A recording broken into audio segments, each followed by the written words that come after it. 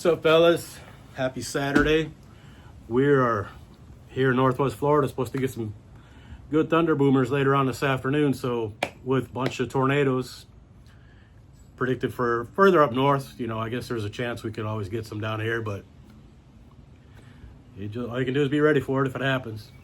Up by northern Alabama, where Richard Sickles is at, he's in the bubble the weather fairies predicted. So hopefully they don't get affected by it. I saw out in Texas where they had 80-mile-an-hour winds, blew out some windows and tipped over semis, made a big old dust storm.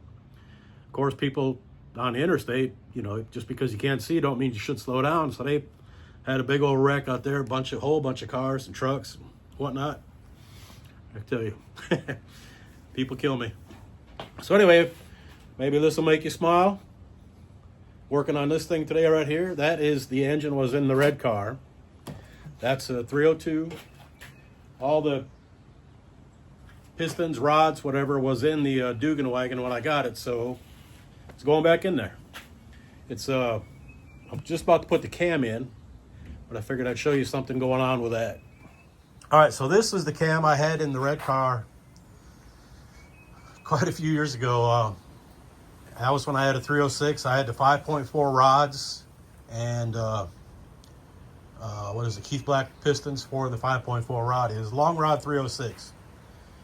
It made decent power. I think it made like 370 some, maybe just 369, 370 on the dyno. It ran a 768 at 89 in a full weight car. Like, I had AC and power steering and full interior in the red car at the time. So I think it ran a 768 at 89 was the best, somewhere in there.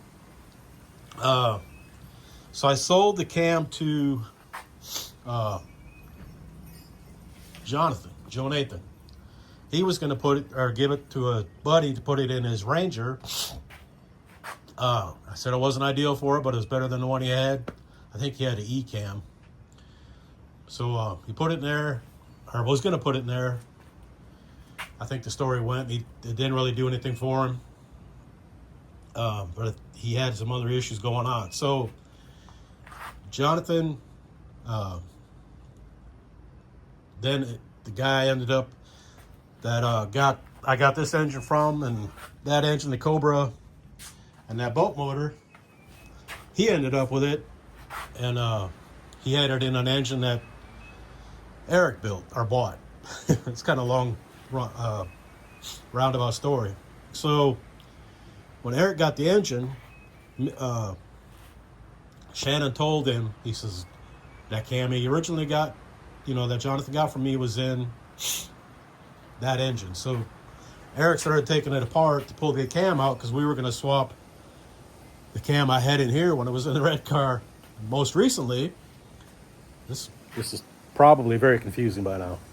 So anyway, I can just try to hold this up here. It's hard to make sure I get the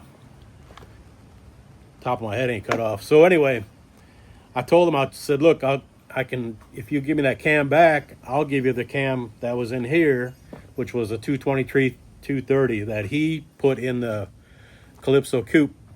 He replaced the B cam. So he put it in. He only ran it one time, or once at the track one time. I think he made 5 or 6, 7 passes. It did pick up, but he wasn't sure if it was a mile an hour, and he was dinking around with the carburetor. So he wasn't sure what all was going on, if it did pick up. I said, when I modeled it on my engine software program, it was just like 10 horsepower more than the B cam, but it had more of a mid-range. And I said, that'll probably help your shift recovery. So that's what he's working on now. And he still hasn't put the ported intake on as far as I know. I think he's probably going up there tomorrow. So hopefully it's supposed to be a little warmer. But we'll see what happens. So anyway, I got the cam back. And as you can see, and when Eric pulled it out, he sent me pictures. And I said, I sanded it down already. But it's still a little, you can feel it. It's just going to be another oil journal on there. So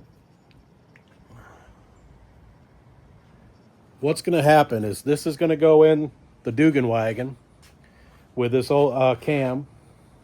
Not 100% ideal, but better than a B cam. And it'll have the performer intake and the AFR heads. So I'm gonna, originally the cam was spec for 113 intake center line. I'm gonna advance it 2 degrees. So, and it is pretty mild. It's like 218, 227, but it's got almost the same lift as the cam I had in the car. So I ain't gonna monkey with the valve springs or nothing like that. They're installed height. So that was kind of the main reason I wanted it back, because I knew it'd work in here, and you know, I kind of want it back anyway. So, and then I thought he could benefit more having that cam that I had on here than I would. So, oh, let me show you one other thing. And I had a Summit balancer on it, and of course they got rusted. I had painted it with a Rust-Oleum clear, but it started rusting right away. So what I did was bead blasted it at my old shop yesterday, and I didn't get all the rust off. I got off what came off. I didn't sand it, but so I used this stuff. That is got it at the auto body shop in town. It's like 30 bucks for a can. I'm gonna try it out to see how it works out. And then this is the balancer going on the engine for the LTDX. This is 28 ounce, that's 50 ounce. Just gonna put a couple of coats on each one and see how it works out. The engine for the red car, I swapped more engines on that thing.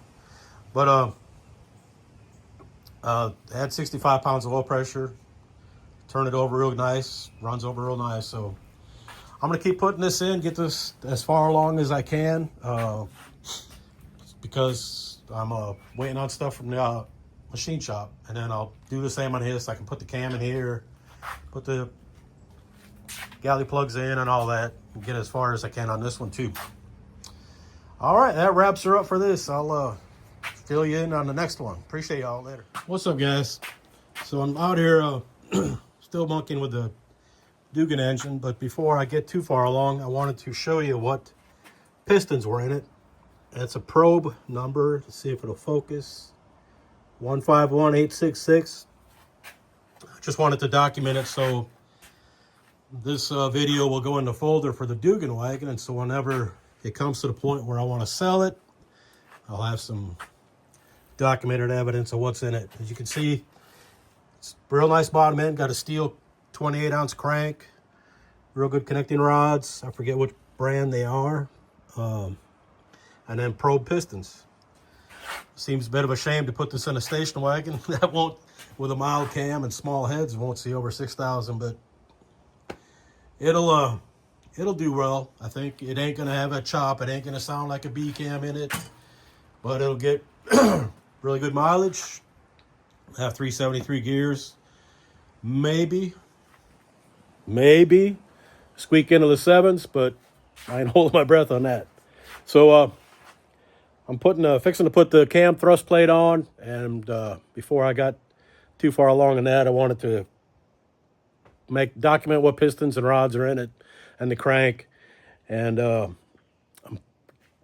I said, I'm doing the thrust plate, so I'm kind of got to modify them to work with a timing set that's got the bearing on the back. So that'll be its own separate video, and we're gonna get back on this. Alrighty, appreciate you. Oh, let me show you one other thing. Noticed on the burn pattern on the head, it's kind of unique. They got a little junk in there because especially this side, for some reason, the Holley intakes are kind of notorious for sucking oil. And I've even got the, what you call it? Let me get this turned over. The, most guys put the pickup for the PCV, like in the throat here. I put it in the back. I popped that out and put an aluminum blank in there. And so it draws it out of the plenum instead of from the throat there, but because they tend to, like I said, they suck oil. If you put it in the throat, they'll suck oil through it, and then it'll run down the throttle body into the mass air meter. So I cleaned these off, got this stuff cleaned out. The cam is in it, and I'll put the lifters here back in it here in a little bit. Got a new plug in that. So it's coming along. Those are the head gaskets that I had on it. I cleaned them up and put a few coats of copper coat. And on these, you can see it's got a little front right there. You can't always see that with the copper on, so I put a little zip tie through the front hole just to make sure they're on the right spot. What I want to do is use them on the engine for that's going back in the red car. But I need to check piston and valve clearance, and I can't do that till I get the heads back, or at least get the intake valves back. I got the heads back. I just need the exhaust valves to put everything together. But I'm going to get them tomorrow, get my intake so I can check piston and valve and get that as far along as I can. So anyway, we're going to wrap this up, and then, like I said, this will go in the folder for the Dugan wagon. All right, appreciate y'all. Oh, before I forget, we had storms come through last night. They were, I think most of it was north of us. We didn't even had anything. We had a little bit of rain. I didn't even know it was happening until the little dog Hershey jumped on the bed. Whenever there's storms or fireworks, she'll jump on the bed by me and then shiver until it goes away. And so she can hear it way before any of us can. So I think it was a little after 1, she jumped on the bed. But by 3 o'clock, it was all done. So luckily, no issues for us. Texted Richard Sickles earlier, and he said he's all good. And so thankful for that. All right. Appreciate y'all later.